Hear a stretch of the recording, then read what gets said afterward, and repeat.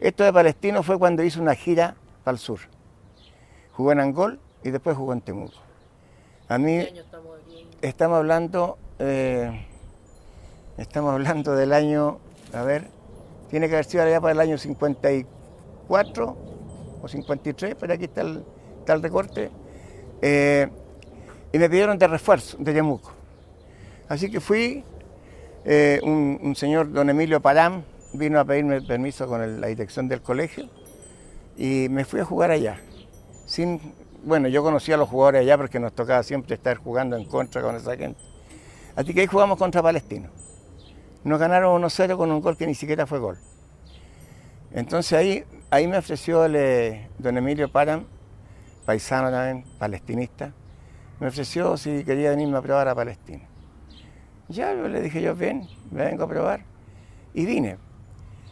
Yo me fui a hospedar en la casa de mi tío Jacob, allá en Avenida La Paz, con Santo Dumont. Ahí tenía una fábrica de espejos el tío.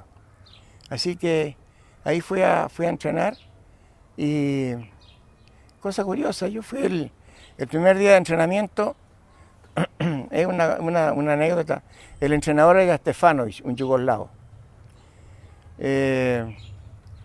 A mí ya el asunto de los futbolistas profesionales ya no me llamaba mucho la atención en el sentido de como uno lo escuchaba cuando lo escuchaba por radio cuando estaba estudiando, porque había un locutor acá que era Darío Verdugo, que era una metralleta para transmitir los partidos. Entonces uno se lo imaginaba que era muy rápido para jugar. Y resulta que cuando ya uno lo empieza a conocer allá y van algunos equipos para allá y uno tiene la oportunidad de jugar, resulta que no son tan rápidos.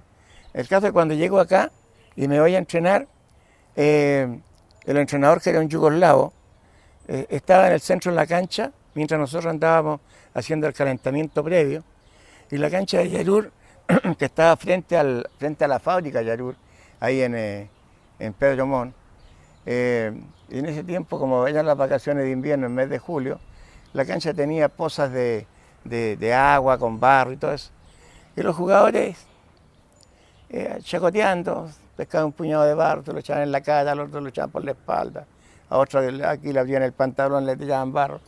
Y el entrenador riéndose junto con el ayudante. Entonces, ya, vino el partido de fútbol. Hacen los dos equipos, yo voy por la reserva, alcancé a jugar, yo creo que unos 4 o 5 minutos, y se me acerca y me dice, me toca la espalda, me dice, usted descansar poco, ir banca, entrar pronto.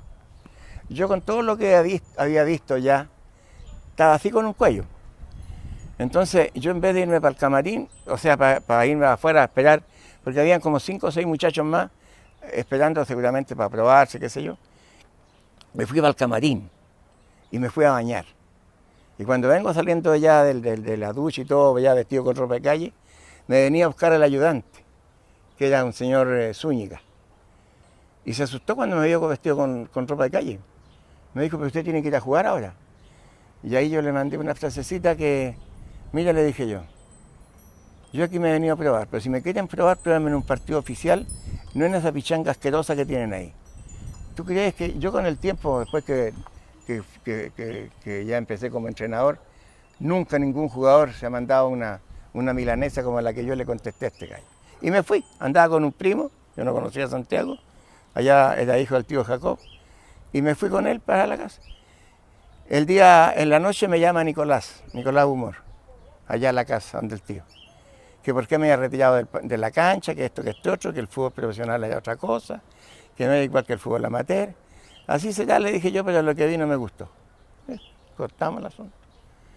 Pasó el viernes, pues esto era todo jueves, pasó el viernes, sábado, domingo. El lunes en la noche me llaman allá para decirme que tengo que estar el martes allá en Yarur para jugar un partido de fútbol creo que era contra Santiago Montt, por la reserva. Ya, llegué allá.